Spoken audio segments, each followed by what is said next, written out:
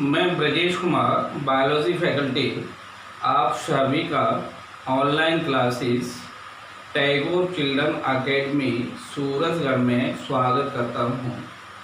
बच्चों, मैंने previous video में आपको हैंड लेग्स या फिर हम कह सकते हैं बोन्स ऑफ लेग्स के बारे में बताया था, जिसमें फीमर के बाद टिबिया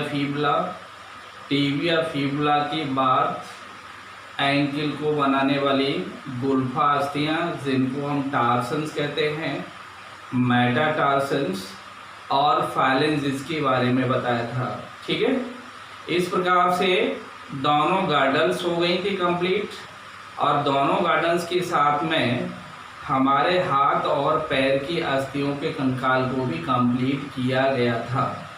ठीक है, इसके पश्चात आज का अपना टॉपिक है जॉइंट्स।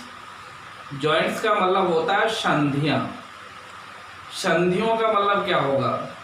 संधियों का मतलब होता है कि जितने भी कशेरुकी प्राणी होते हैं उनमें दो या अधिक अस्थियां या अस्थि एवं उपास्थि मिलकर या जुड़कर जो संरचना बना लेती है उसी को हम संधियां कह देते हैं। अर्थात हम कह रहे होते हैं कशेरुकीय प्राणियों में संधि वह स्थल होता है जहां पर दो या अधिक अस्थियां या अस्थि एवं उपास्थि परस्पर मिलती हैं या जुड़ती हैं। दूसरे शब्दों में हम इसे ऐसे भी कह सकते हैं कि दो या अधिक अस्थियों के मध्य या अस्थि और उपास्थि के मध्य जो संपर्क स्थल होता है उसी को हम संधि कह देते हैं। अर्थात शरीर में विभिन्न प्रकार की संधियों की उपस्थिति के कारण ही कंकाल के भिन्न भिन्न भागों में गति संभव होती है। अस्थियों के साथ हम यहाँ पर कह रहे होते हैं कि जो संधियाँ होती है ये अनेकों प्रकार की और इनके कार्य भी अनेकों होते हैं, या हम कह सकते हैं संधियाँ कई प्रकार की एवं इनके कार्य भी अनेक होते हैं। और गति के आधार पर संधियों को हम 3 समूह में बांट लेते हैं। कितने समूह में? 3 समूह में बांट लेते हैं। ठीक है, अब देखिए यहाँ पर हम लिख सकते हैं कशेरुकी प्राणियों में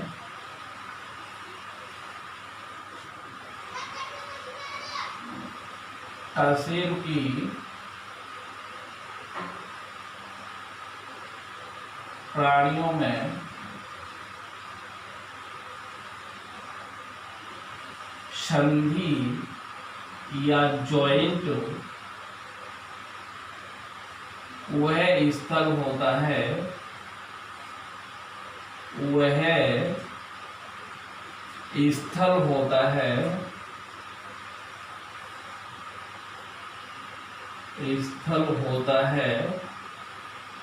जहां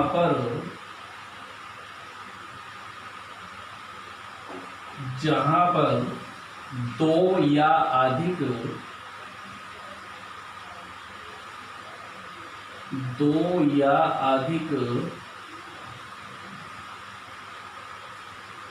अस्थियां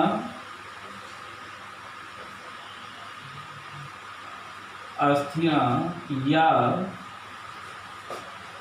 अस्थि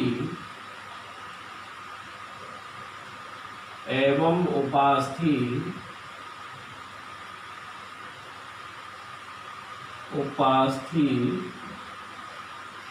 परस्पर क्या बता दोगे?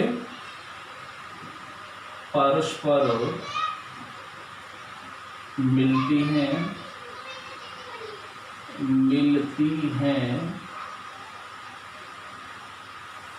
या जुड़ती हैं। ठीक है, क्लियर हो गया? इसी को अगर हम चाहें तो क्या लिखें?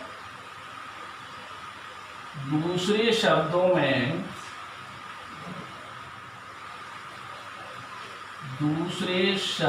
में ठीक है, क्या बताओगे? दो या अधिक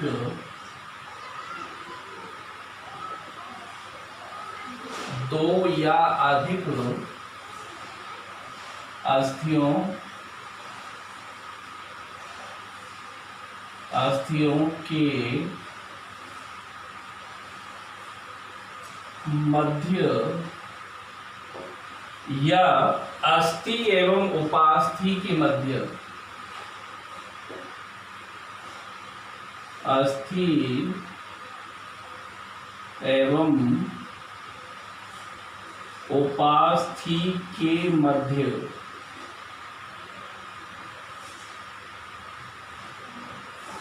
संपर्क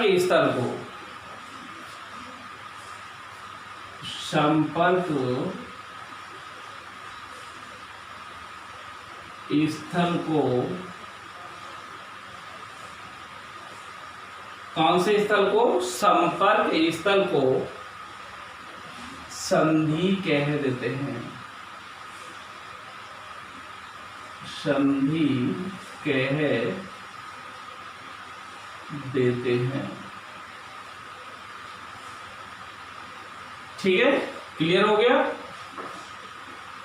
अब देखिए आगे कहा जाता है विभिन्न प्रकार की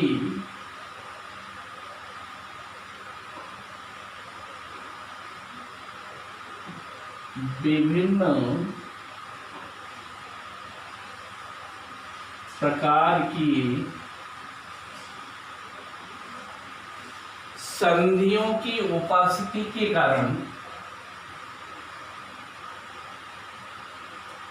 संधियों की उपस्थिति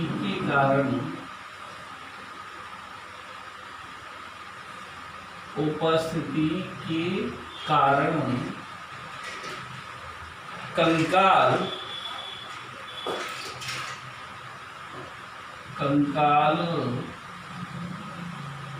के भिन्न भिन्न भागों में गति संभव होती है,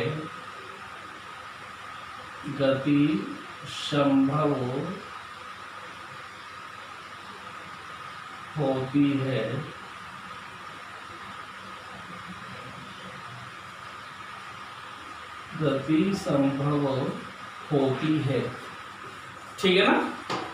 अब देखिए हम आगे कह रहे होते हैं अनेक प्रकार की संधियां एवं इनके अनेक कार्य होते हैं, ठीक है ना? अर्थात हम कह सकते हैं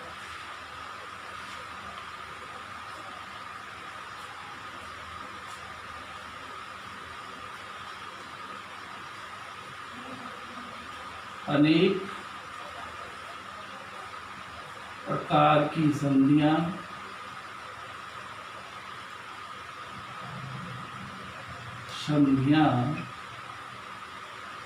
एवं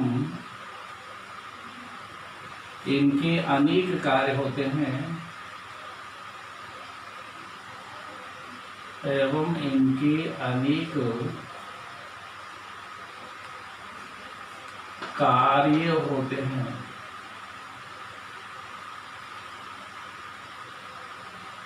ठीक है ना? आगे हम कह रहे होते हैं गति के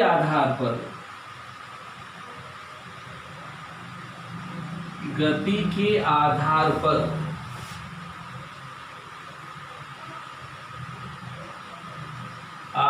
पर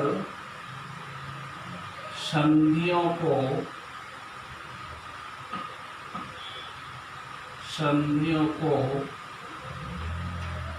तीन समूह में बांटा जाता है, तीन समूह में बांट सकते हैं। कितने समूह में? 3 समूह में बांट सकते हैं। ठीक है, पहला कौन सा समूह आएगा?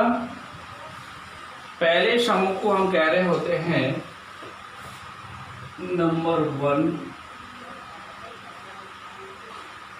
इसमें हम नाम दे रहे होते हैं स्थिर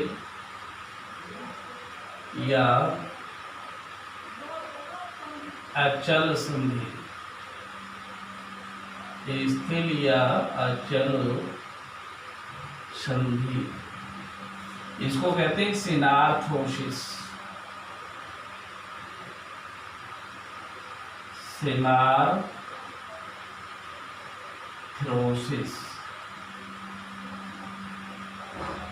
कौन सी संधि हो गई? सिनार्थ्रोसिस। स्थिर या अचल का मतलब होता है ऐसी संधियां जिनमें गति संभव नहीं होती। ठीक है ना, ऐसी संधियां जिनमें गति संभव नहीं होती है उनको क्या कह रहे होते हैं? स्थिर या अचल संधि कह देते हैं। ठीक है, यहां पर बोला जाता है जब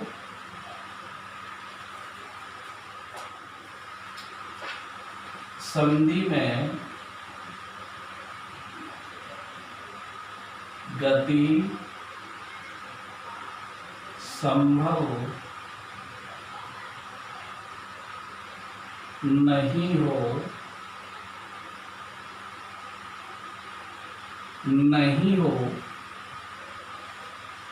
ठीक है ना, तब उसे स्थिर या अचल संधि कह देते हैं।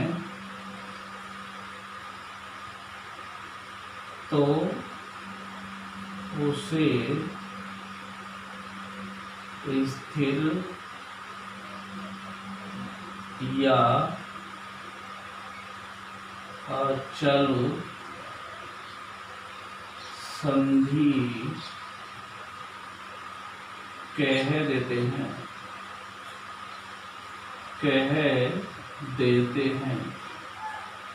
ठीक है ना, इस संधि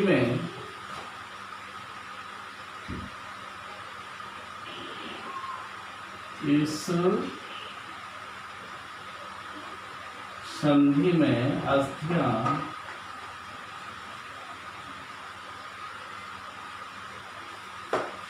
तंतुमय संयोजी ऊतक द्वारा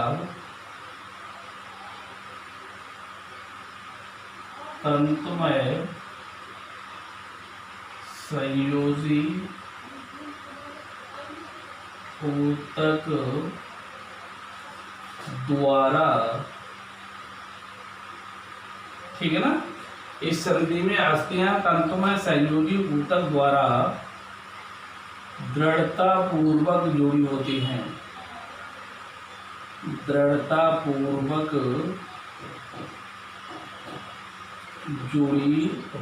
हैं।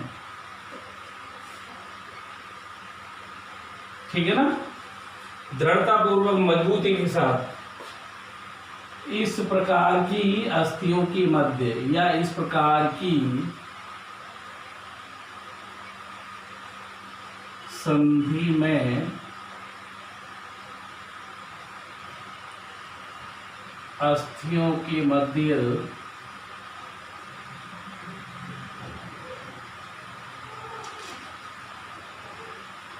कोई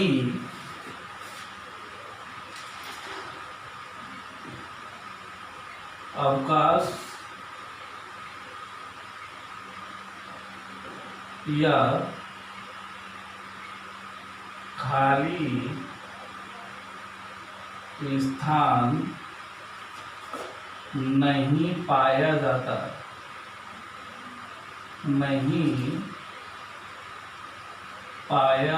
है।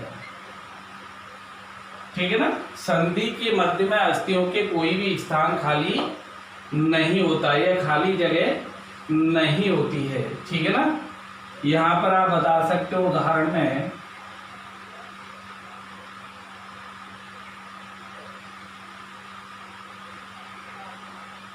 करोटी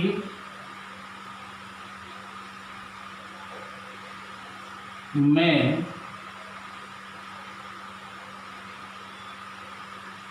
अस्थियों के मध्य सूचर, सूचर को कह रहे होते हैं सीवनी, होती हैं, होती हैं। ठीक, क्लियर हो गया।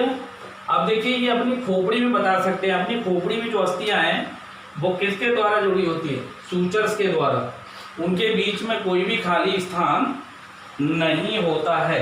ठीक, इसके पश्चात नंबर 2,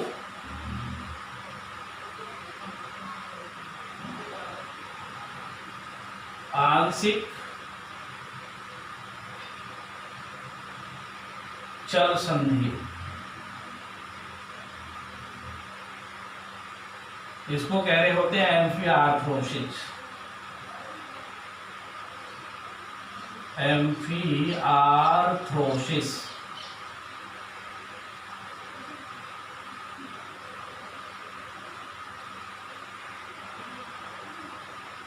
ठीक है, ये संधि दृढ़ होती है, कैसी होती है, दृढ़ होती है।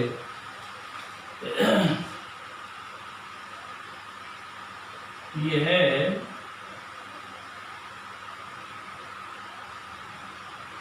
संधि दृढ़ होती है, लेकिन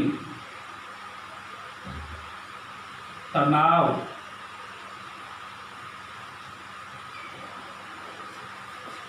या ऐंठन के कारण, ऐंठन के कारण सीमित गति संभव हो जाती है, सीमित गति संभव हो जाती है, हो जाती है। ठीक है ना, तनाव या ऐंठन के कारण क्या होता है, सीमित गति संभव हो जाती है। ऐसी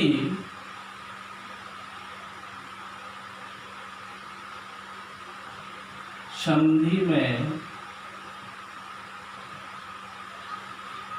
अस्थियां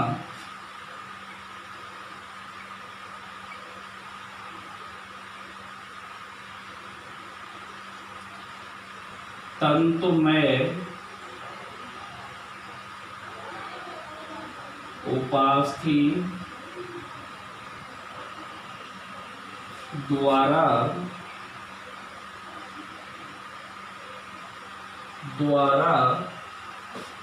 जुड़ती हैं या जुड़ी होती हैं,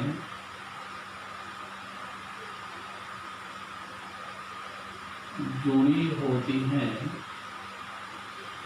ठीक है, किसके द्वारा, ऐसी संधि में अस्थियां तंतुमय उपास्थि द्वारा जुड़ी होती हैं।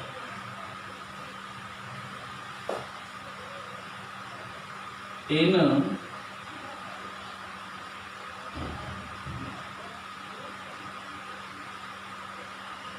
संधि को संधान कह दिया जाता है, संधान कह दिया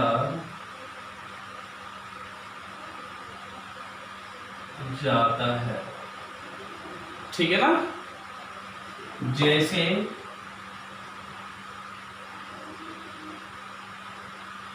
कासेरकुंड के मध्य संधि,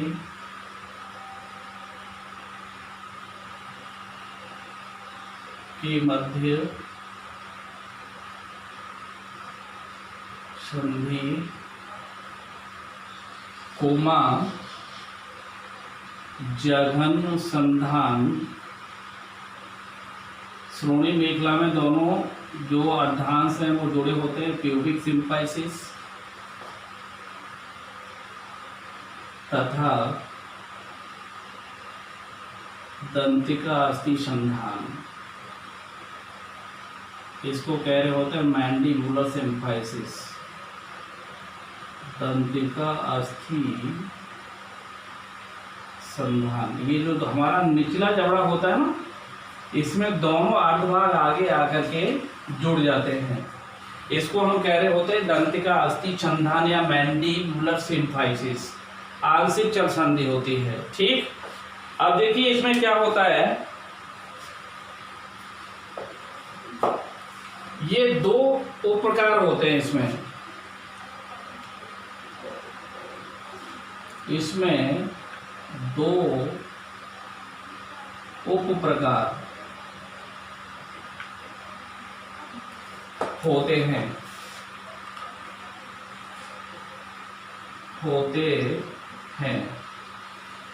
एक तो होता है इसमें जिसको कह रहे होते हैं दुराग्र संधि। कौन सी संधि?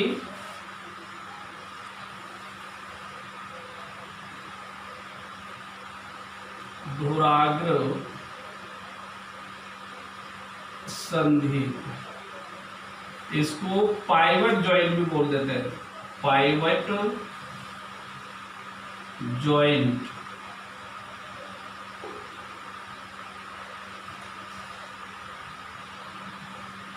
ठीक है, इसमें हम कह रहे होते हैं जैसे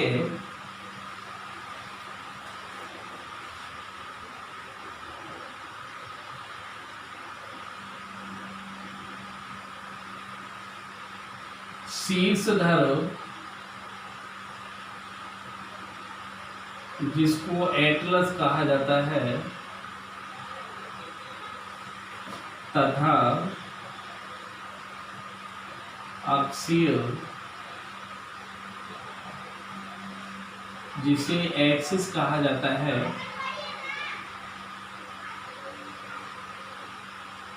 एक्सिस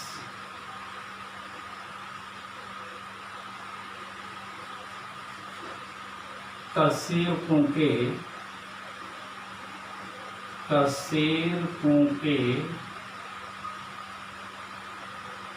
मध्य संधि। ठीक है ना, इसमें केवल एक ही तल में संधि होती है, इधर हो जाए चाहे इधर हो जाए। ठीक है, इनमें केवल एक ही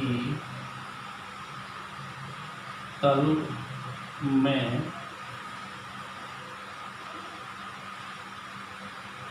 पार्श्व।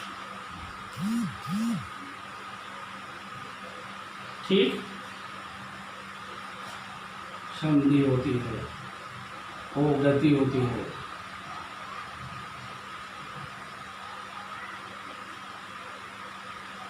गति होती है। ठीक है ना, आंशिक चल संधि बता दिया।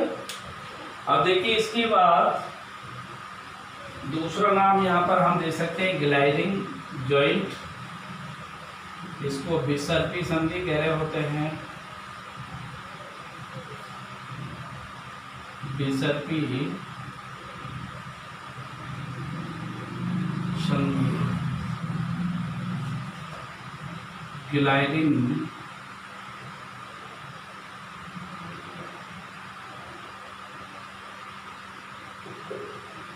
जॉइंट।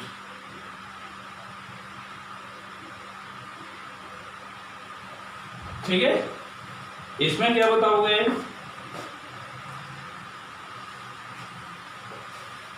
इसमें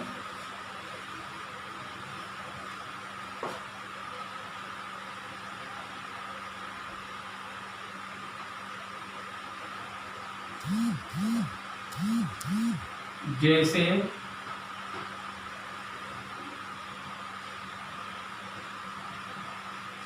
कलाई की संधि तथा टखने की संधि। की संधि। इनमें संधि तल चपटे होते हैं, चपटे होते हैं। ठीक, जैसे कलाई की संधि है तो इसमें जो टार्सन्स होती हैं वो क्या करती है, इसमें खिसकती हैं, अर्थात हम कह सकते हैं इसमें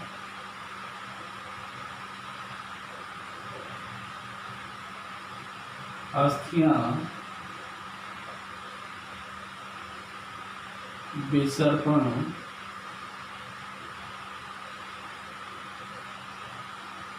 करती हैं। क्या करती हैं? विसर्पण करती हैं। ठीक है, इसके पश्चात आता है नंबर 3 चल संधि।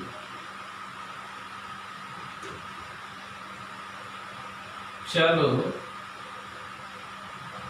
संधि, इसको कह रहे होते हैं डाईआर्थ्रोसिस। डाईआर्थ्रोसिस।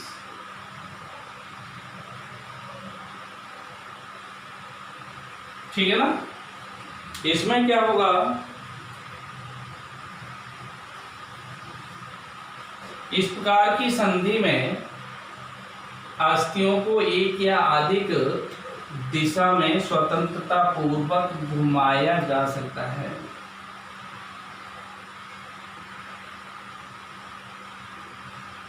इस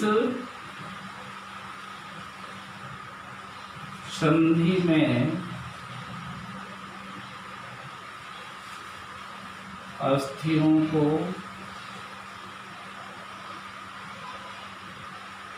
एक या अधिक दिशाओं में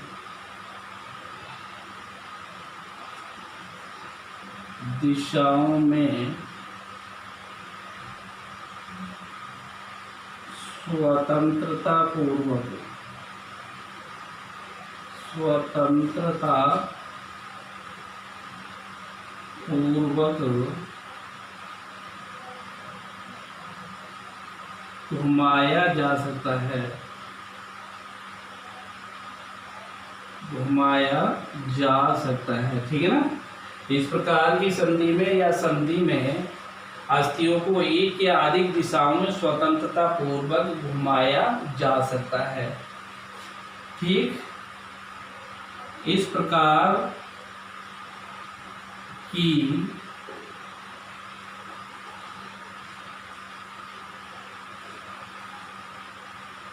संधि में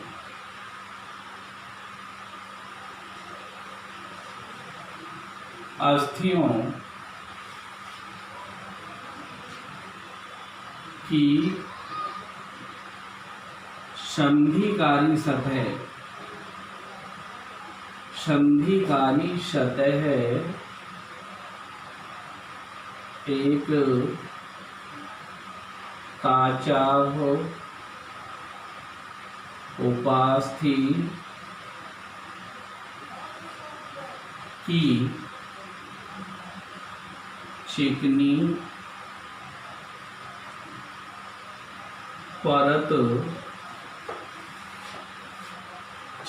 परत द्वारा आच्छादित रहती है।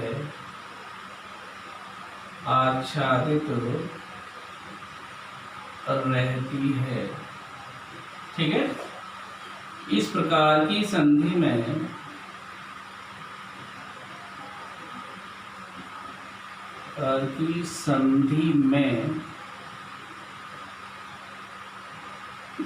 अस्थियों के मध्य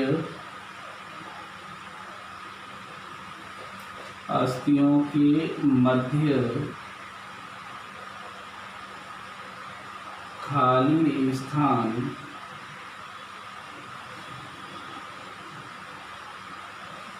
पाया जाता है।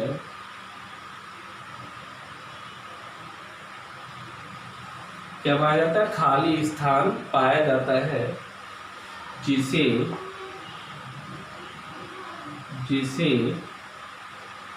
संधि कोटर कह देते हैं।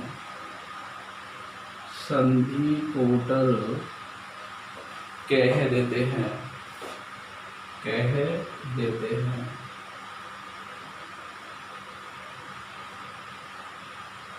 ठीक है ना। सिनोवियल जॉइंट, इसको यहाँ पर क्या कह रहे होते हैं? Synovial cavity. डाईआर्थोसिस का दूसरा नाम क्या होता है? Synovial joint. और ये जो काचा उपास्थि होती है, ये क्या करती है? काचाभ उपास्थि अस्थियों के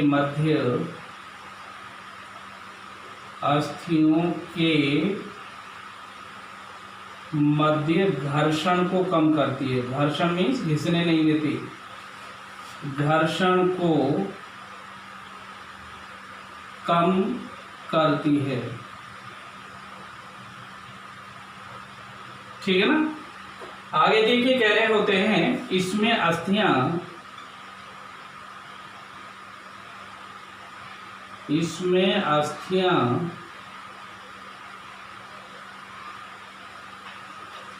तंतुमय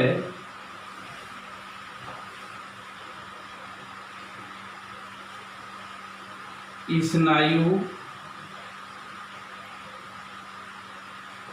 द्वारा जुड़ती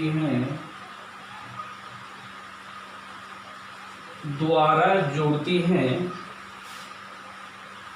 ठीक है ना। अनेक तंतुमय, आप चाहो तो यहां पर क्या लिख सकते हो? अनेक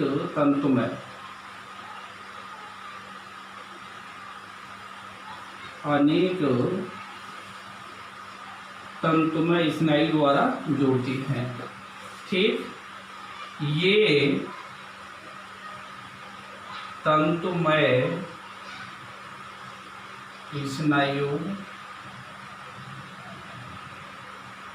मिलकर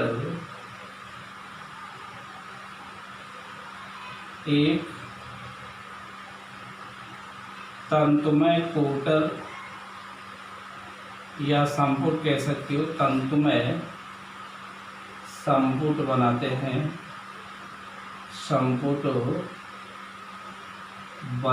हैं। ठीक है। संपुट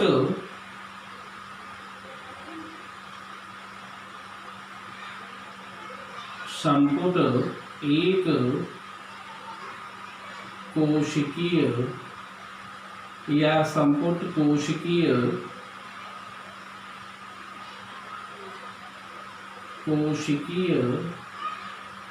झिल्ली संधि बनाता है। संपुट कोशिकीय झिल्ली द्वारा आस्तरित रहता है।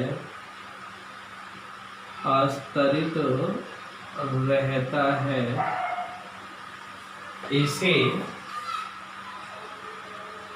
संधि झिल्ली कह देते हैं।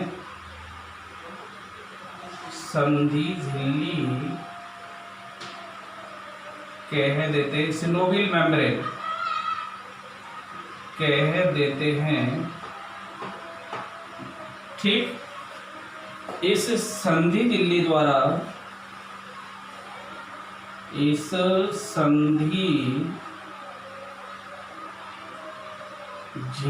द्वारा एक म्यूसिन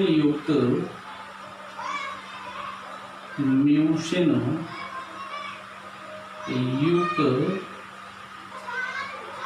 तरल पदार्थ स्रावित किया जाता है। इसको कह रहे होते हैं सिनोवियल फ्लूइड। तरल पदार्थ स्रावित किया जाता है। ठीक, जिसे क्या बोलेंगे? संधि तरल।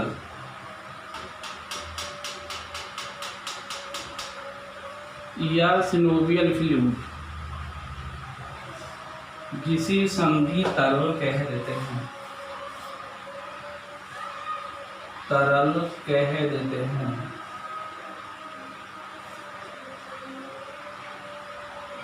यह तरल काचाव उपास्थि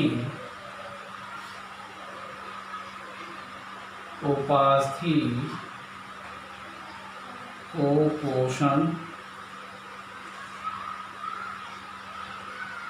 पोषण तथा संधि सतह को लुब्रिकेशन स्नेहन प्रदान करता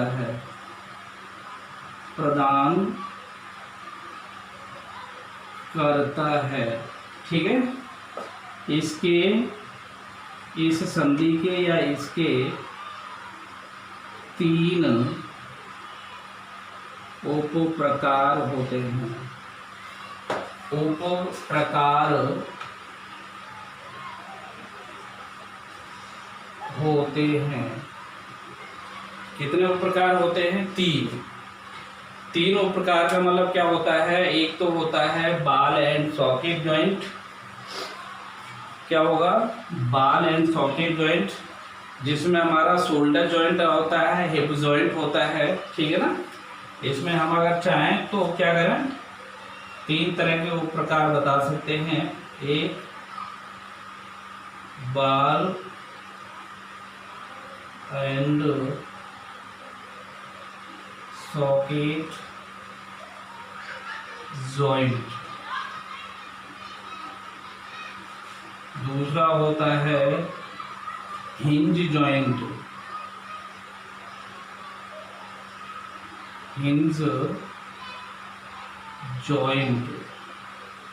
ठीक है। और तीसरा होता है इलिप्सॉइडल जॉइंट,